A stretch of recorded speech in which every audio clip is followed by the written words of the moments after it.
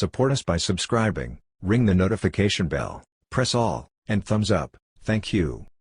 We are here to support robotics across the ALC to be able to get our people out of hazardous environments, improve the quality of the product that we put out, and improve the throughput at the ability, how much product we can put out.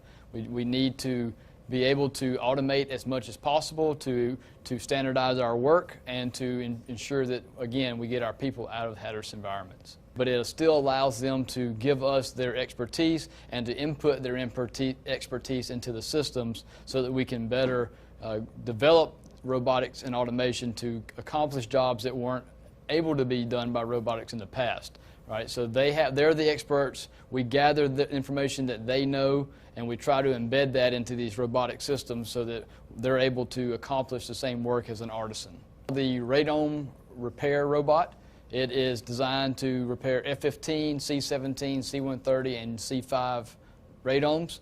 It microwave scans, 3D scans, sands, mills, and projects data onto the surface of the radome. I've been working with the operators to train them because they are the end user of this system. We want to turn that system over to them and pull them outside of the booth and basically give them the robot as a tool to use to do the same sort of production.